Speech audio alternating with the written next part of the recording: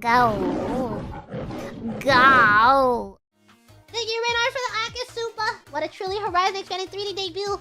I give it a withered OG-chan out of 10. I'm in awe of your creativity, comedy sense, and whimsy. Can't wait to see what you have in store for the future. I don't know yet. I feel like I have like a creativity imagination tank, and then once I finish a big project, the tank is empty. Sometimes I'm like, I'll never think of something funny ever again. But all of my greatest ideas are spur of the moment, so I'm sure something will pop up. But right now, I need brain rest. Currently, I need to refill my creativity tank. I cannot wait to be home in my own bed and just sleep an entire day.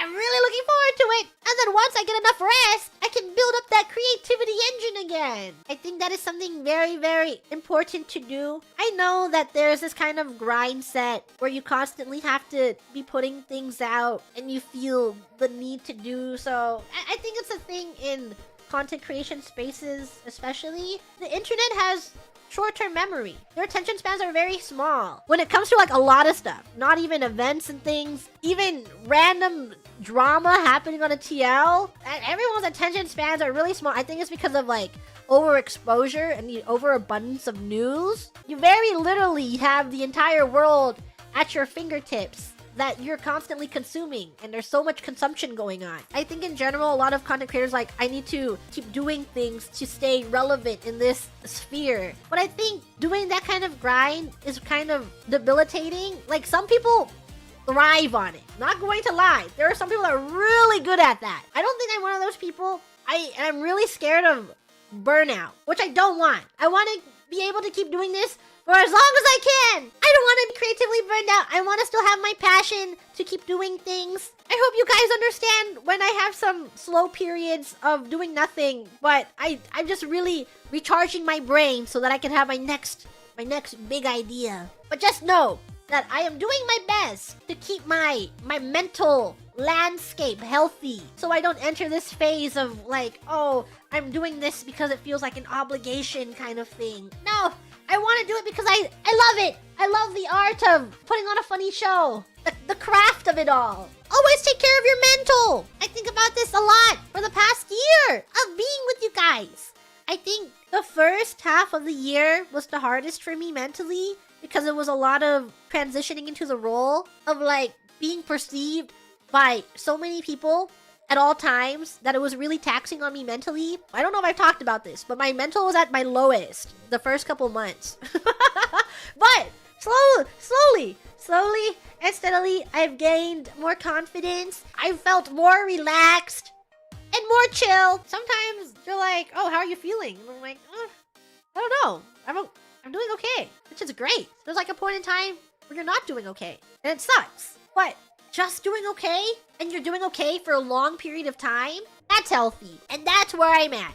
That's where I am at right now. Being fine is good. We should never lose our whimsy. Don't lose your silliness. You know how children are really creative, and then it's something that you think about, like, whoa, I was so creative as a child, and now that I've grown up, I feel like I've lost that creative spark, that imagination. But we can do our best to not lose that imagination. We should have a drive to create. And I hope I can inspire you to create. Like maybe if you liked writing in the past, or you were more hands-on, you like crafting things. I hope you can find that passion to do those things for yourself. Never lose your whimsy. If you lose your whimsy, you become jaded and cynical. And then you start seeing everything in a negative light. I think it's really downhill when you adopt crazy, massive negative energy where you can only scrutinize every piece of media. I'll say like an objectively average piece of media. You just spend the entire time nitpicking it and taking it apart and going, that was trash and it was garbage.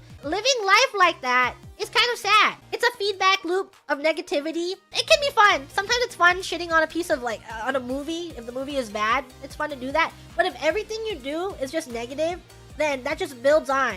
And your negativity builds, and then you get kind of sad, and it sucks. It sucks if you build that foundation for yourself. So make sure to let loose, do things you enjoy, be a little silly, be a little cringe. It's like what people say, if you constantly make self-depreciating senses of humor where you're always talking down on yourself, you might not think it, but it's passively building up, and you think of yourself in worse lights. So that's why I've been trying to gas myself up more and be like, yeah, I am awesome. And you keep saying that, and eventually your brain catches up, and you think of yourself more positively. No self-debuffs. Don't live like that. I watched a vlog of these people going to Disney during, I don't know, a Star Wars night or something. And then just seeing all of these grown adults go to this night in like Star Wars cosplay and bringing their lightsabers, but they're so happy. And the way they talk about their interests, they're just brimming with excitement and passion for the things they love. And I'm not into Star Wars, but like seeing them so into it and just so happy. And I'm like, wow, it's really, really sweet to see someone so passionate about their interests. Just watching that vlog, I was like, it's amazing. They're having so much fun because they love the franchise, so they know everything about the lore, and they're just like explaining the lore. I'm like, that's awesome. That's beautiful. So if you have something like that in your life where you're especially knowledged in, share it. Someone will listen. And people who don't listen, they don't matter. The people who think less of your interest, I think you should drop those people. Shed everything that is negative to you. Dropping them may seem like an extreme. A lot of things it depends on situation. Every situation is different. But if someone takes away your whimsy, or someone makes you feel less whimsical because they are putting you down, then I think you need to reevaluate it. You need to recontextualize what's going on, and if that really makes you happy or not. That's my motivational speaks.